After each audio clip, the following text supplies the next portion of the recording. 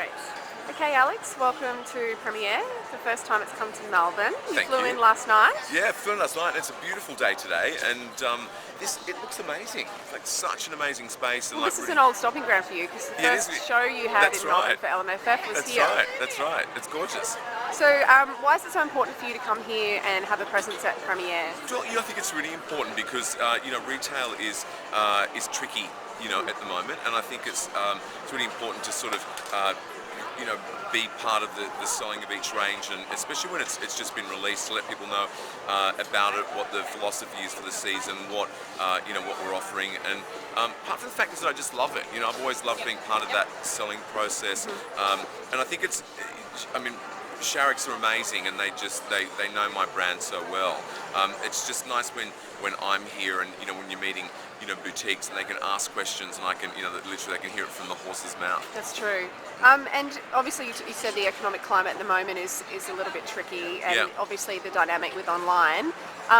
How do you think that's affected the retail environment? I think that will always be a divide. There are people who buy online, and there are people who don't. Fashion is one of those things that, for me personally, you need to touch it, feel it, try it on.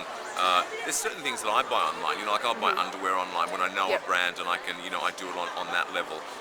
It's different with evening wear, or with with designer fashion and stuff. I think there will always be that divide, but I think it will. It just needs a little bit more involvement from designers to actually, be there to give that some extra service, something different when it comes to, to buying fashion. Yeah. So the retail environment they need to rethink how they run their business and how they strategize. It is that you've got to be aware of what's happening, and you have to be able to respond to what the changes are in the market. For me, we've increased, the breadth of the range. Like we've now got Executive by Alex Perry, which is, it's incredible workwear, desk to dinner. We've gone up to a size 16, so we're going to, address that larger size market and see how that goes, whether they actually respond to Alex Perry in a size 16. Yep. And if they do, then we can go up to even an 18 or 20 in that. Also, just what women are wearing. A lot of women are working, and they want to go from work to a function. So they don't want to go back home and change. So if you've got like a great dress and a jacket, you can take the jacket off, change your shoes, and you've got a beautiful dinner, kind of something that'll take you to dinner or drinks, then that's great too. So that's responding to women's lifestyles, what they're doing at the moment, how they want to dress, and trying to keep the price down on it as well, because at the end of the day, it doesn't matter what it is, people are voting with their pocket, and if they don't have that much money, they still need to buy clothes, so you've got to give them more reasonable options. Yep. And just making sure that there's the margins from the lower end to the higher end, and people can have the choice. Correct. And do you think that the effect of Zara and Topshop is going to make a difference to Australian fashion designers? Yes, absolutely. I think I'm calling it the Zara Effect, because if it does what it does in other countries, we've got a couple of stores that have opened. In the next 5 to 10 years, I think we'll see maybe 50 stores. Yep. And what they do is they actually offer really great fashion at a really good price. They turn it over. It's really current. And so if anybody thinks that, if anybody is kind of downplaying what the effect of that is, then I think that they're silly. You have to look at that. And whilst they're not doing evening wear at the moment, it's not to say that they never will. So I'm looking at what they're doing.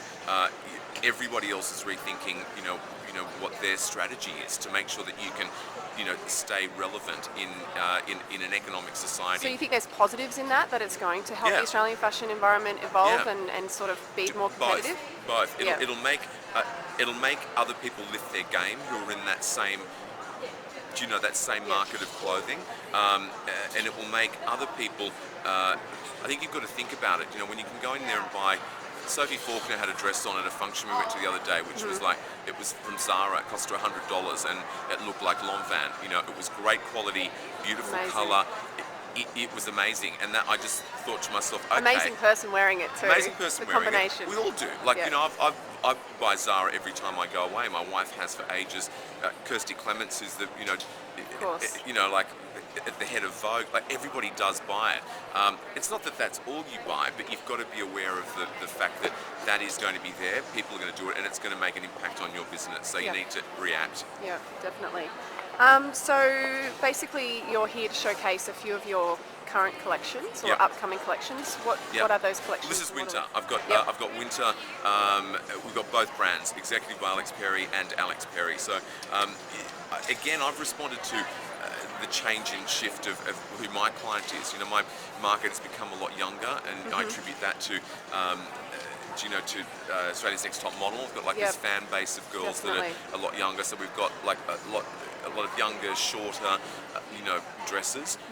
We've got the executive, which is there, and we've tried to sort of spam the ages in that too. That there's stuff for a younger girl, but there we go right through to my core customer, who's kind of like that ladylike, woman that likes to have a good lunch. Yeah. So like, come on, winter. Mixing it up. Mixing it up. And there's a few of the different colours in this season as well. Still muted, but a few greens. Winter, I find, is always a little bit more muted for us. We've got, we've got some beautiful charcoals. We've got some brocades. We've got laces in deeper colours. We've got some sparkle, but it's just, it is winter, so I'm trying to keep it a little bit chicer in that colour palette. Great. Well, thank you very much, and enjoy Melbourne. Pleasure. Thanks.